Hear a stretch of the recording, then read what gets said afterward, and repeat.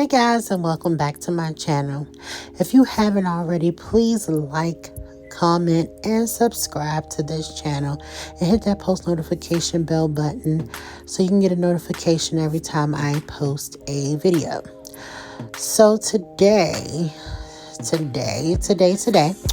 I will be cooking a Sunday dinner, and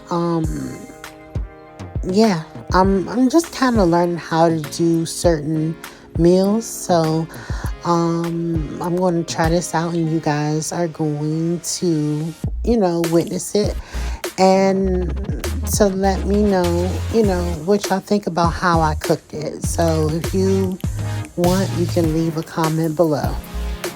So I got these pork chops from Walmart on Friday, actually, and today is Sunday in real time.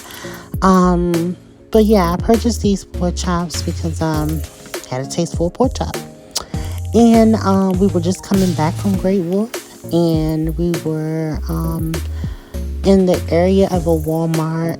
Shout out to Sharon, who goes to this Walmart all the time.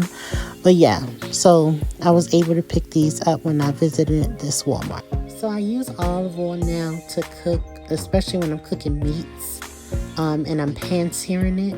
I normally use olive oil for that because that's what they want you to use. And right here, I'm going to cook some green beans from the can, no salt added, but once I'm done with it, it's going to be salty. Here is the rice. This is a very easy rice to cook. It takes 7 minutes to cook it, and they give you instructions entirely. And it's definitely something quick to make, other than the rice that you have to boil and make sure that the rice is ready and all of that. I'm still learning how to make rice, so yeah. One of my favorite seasonings to use is Mrs. Dash. It is salt-free, but it is packed with a lot of flavor. The other seasoning I use is this one. This is my complete seasoning, and if you use this seasoning, you really don't need any other salt-based seasoning because everything is packed in that one seasoning. And my garlic powder. I use garlic powder on everything, every meat, and even vegetables that I make. I always use the garlic powder, as well as the Mrs. Dash. And I am also making Jiffy's cornbread, and I put my own little touch on it. I'm a little bit of a cook. So the first thing I'm going to do is cut into this package of meat, open it up, and smell it, because y'all like will see me smell it, but I normally smell all my stuff. And just to make sure it don't stink, because you be getting meat now and it be stinking. So definitely check on that. Then you want to take it over to the sink and rinse it off. This is how I normally rinse mine, because I really hate touching raw meat, and I could not find the gloves. So I just had to kind of pick it up one by one, as you see me doing it now, and just kind of rinsing it. But my best friend said it's the wrong way to rinse a meat. She said I had to use some vinegar or something, but I ain't had none. So after I rinsed the pork chops, then I put them in this purple bowl right here over to the side. And it looked like I'm going to have to definitely, dry these. So here you see me kind of pressing the water out of the pork chops because you want the seasoning to stick. Now, I have learned the hard way. If you do not do this, you will not taste anything on them pork chops. It will be so bland tasting. I have had stuff that, my family pretty much was like, this don't taste like nothing. There's no seasoning on it. And they wouldn't eat it. So make sure you do this. So these are the pork chops dry. After I have used a paper towel to kind of squeeze all of the water out of each of the pork chops. So yeah, you do that and then start the seasoning. The first seasoning I'm going to put on is the complete seasoning. And the reason why I put this on first is because I guess that needs to coat it first. Like, that needs to be the first thing that you put on it to let it soak in. The other seasonings you could put on afterwards, and it'll definitely soak in, like the Mrs. Dash and all that stuff. You can put that on later, but make sure that you put the complete seasoning on there first, because it is the one that have all of the seasonings in one. So you want to make sure that you coat it with that, but not too much on each side. So I normally try to like sprinkle it to make sure that there's some on all of the pork chop, and then I flip it over and do the same. So just make sure that you definitely put this seasoning on it, but don't be too heavy, especially if it's not a thick pork chop. This one is a thin one, so thin ones you got to be careful with it, because you can sometimes over season it and it's too seasoned. So just make sure that you are aware of how much of the salt seasoning you're putting on it. So this is be considered a salt seasoning. The next thing that I pour is my Mrs. Dash, and it is salt free, but it has like a lot of different herbal seasonings, which I love, and it gives the meat definitely a good taste. So I put it on the front and the back of my pork chop. I repeat all steps, front and back. So whatever seasoning I put on the front, I put on the back, same exact way. I also put my garlic powder on, and you can pour as much as this as possible. As you can see, I'm very heavy-handed with that part. So yeah, put that on there. Hello, my guys, that's me. So y'all had so many pork chops. As y'all can see in the beginning, I had bought 2 packs of pork chops, and I had to cook all of them because I have a family of 5, and we can easily eat 2 of these pork chops because they are so thin. So it was definitely a lot in both packs. So I had to wash all these pork chops and put them in a bowl and wipe them off, like kind of wipe the water off so that the seasoning would stick. And it just took a long time on this Saturday, not Saturday, Jesus, it was Sunday real time. So I had to do that and then season all of them front and back. So that was crazy. Because I don't do it like some people I noticed. They will take their pork chops and stuff like that and just they'll season them all together, putting up just like tablespoons and stuff in there. But no, we individually shake stuff on ours. So that's what I was doing, was shaking stuff on each of them. So yeah, it was definitely a lot. Trying to get that done and everything. The seasoning was acting like it didn't want to come out. The complete seasoning was acting like it wouldn't come out the whole. And then if I opened the other one, it would have been too much. So I had to take my time out to do all that. That just took a long time. But just a little quick something. I want to give y'all a little something inspirational or something that I've learned along the way. Make sure you let your kids be in the kitchen with you and help you cook these things so they'll know how to cook. Just in case, well, not just in case, but that we won't be here forever, And I know we'll be here for a long time, but I know we won't live forever. So make sure that you are having your children in there cooking with you, so that they will be able to do it, for their families, or just be able to cook for themselves in general. That's something that I wish I would have did. But just kind of watch my mom cook and stuff like that. I mean, some things I could make, like my cornbread slapped, and I can make macaroni and cheese, but I couldn't make everything. Like I didn't do a lot of meats, and any of those kind of things. I just didn't pay attention enough to learn that from her. So I definitely advise you guys to make sure that you have your kids in the kitchen with you often so that they'll learn how to cook.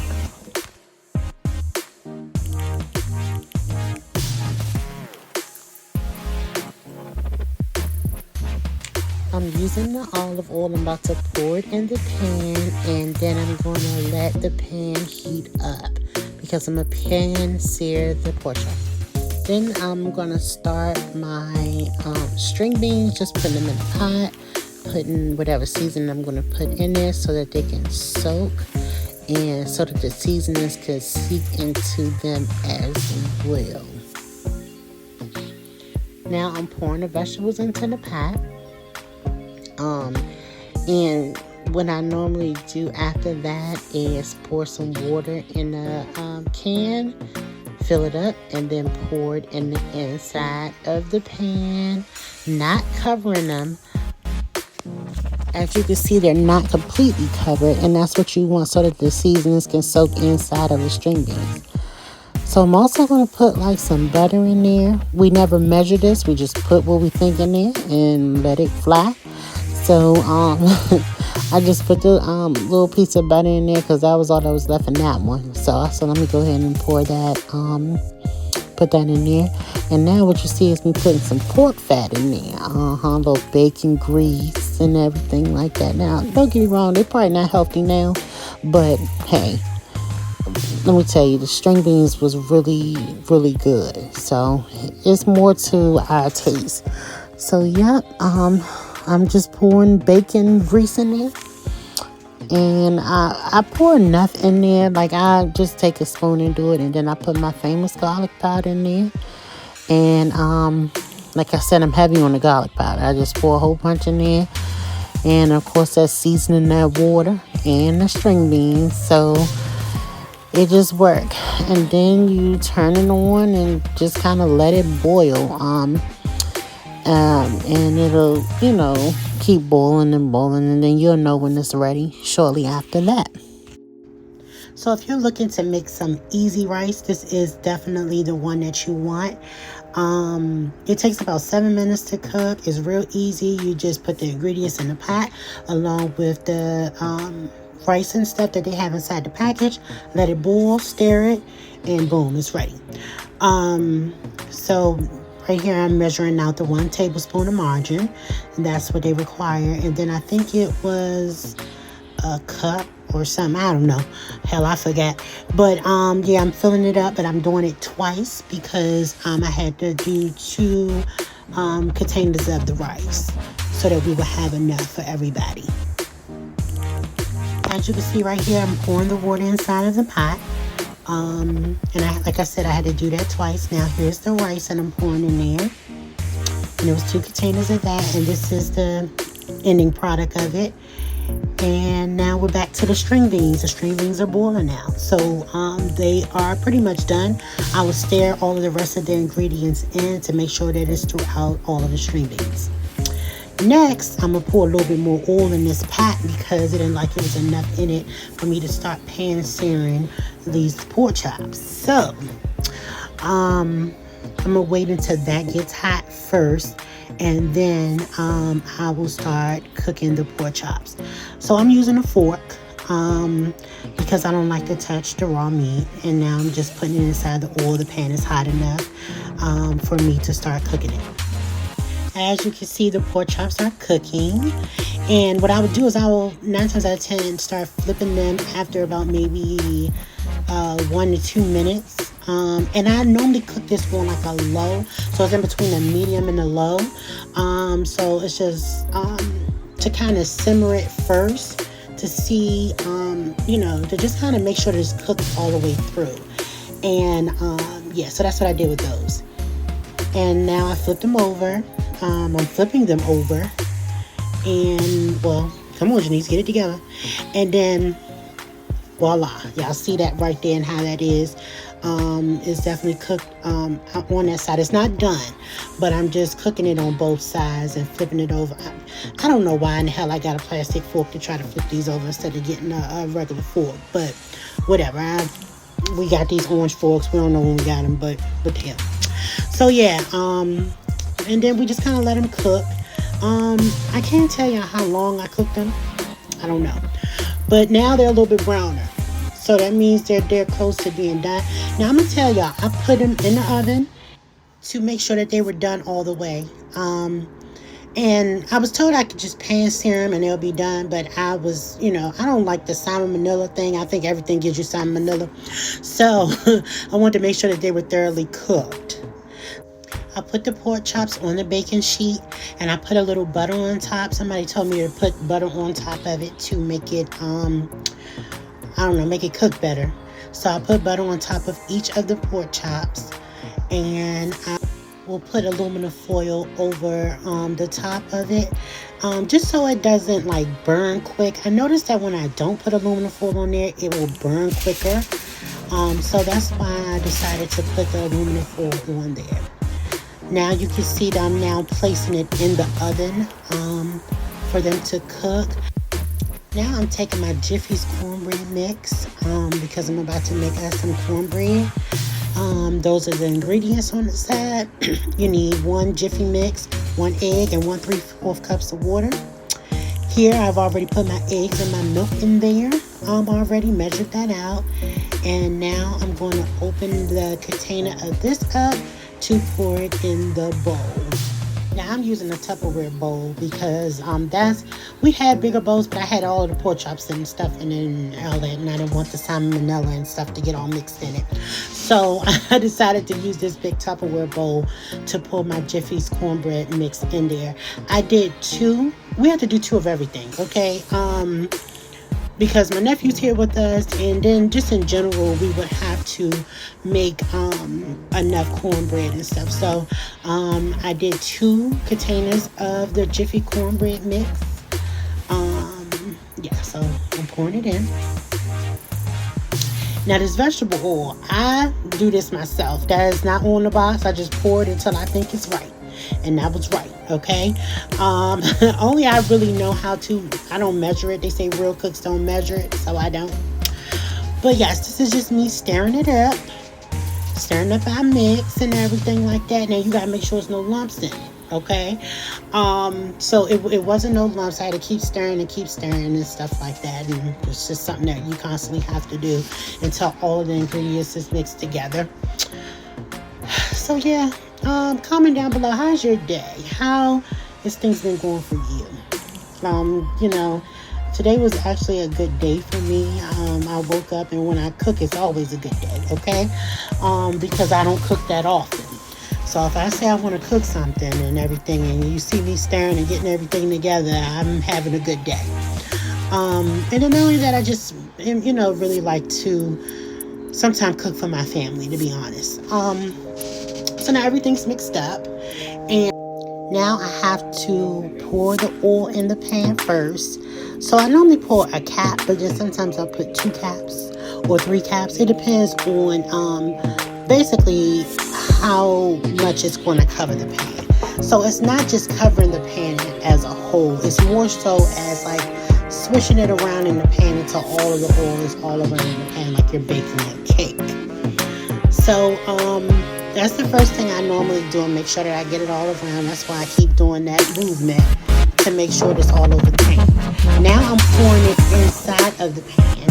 I normally pour in the middle and then go around, and then I scrape for a minute to try to get it all in and stuff, and make sure that I get it all out, so that I can start shifting it around in the pan, just like I was doing the oil. I have to kind of shift it around. Sometimes I'll like pick it up and drop it until it's all evenly a consistent. Wasting my time. Oh, get to the black and blue. I wanna get next to you. Now you gotta sing to make it taste good, okay? Y'all heard my vocals, okay? This girl can sing. Anywho, I'm putting my cornbread inside of the oven. And guys, as you can see, here is the finishing product of my pork chops. Okay, look at that. They look really, really good. And that's my string beans, okay? I wish I could smell it, but it smelled really good, okay? And all the seasonings was through it like it needed to be. And my rice was real good too. They said it was a little mushy at first, but I think I overcooked it a little bit. But that's okay. That's okay. We're all learning. I'm learning. Everybody's learning. And y'all, feast y'all eyes on that cornbread. Look at that cornbread. Now that cornbread was so good. I mean, but it's not good until you put the butter on it. Drop that butter on it. Look at it. Now you got to put it all over it. Okay, make sure that you're pouring it all over it. Look at that. And it was really good. So I do that first and then kind of let it sit. A few moments later. Now this was the aftermath, honey. Everybody had ate them pork chops. Now, it was still some left in there because everybody didn't get a chance to eat that night. But because there was some stuff that was going on. But yeah, this is the aftermath. Look at that. My rice is gone. Even though they said it was mushy, they ate it. Because that was stacked to the top, okay? It was all the way at the top and down. It looks like that now. So, yep. And then my string beans, they said they were really good. They said they were seasoned this time. So that was definitely a hit as well. And that was all that was left from it, and everything. And they went back 2 and 3 times, you know. So I knew I had did it, you know. When they go back 2 and 3 times, you know you had did something, you know. So, yeah, but that was all that was left, was those little bit of string beans. And y'all look at my cornbread, okay? They ate most of that cornbread too. I did too. It was really good. So yeah, that was all that was pretty much left from everything. So, thank you guys for watching. If you watched to the end, you are the real MVP, and I'll see you in the next one.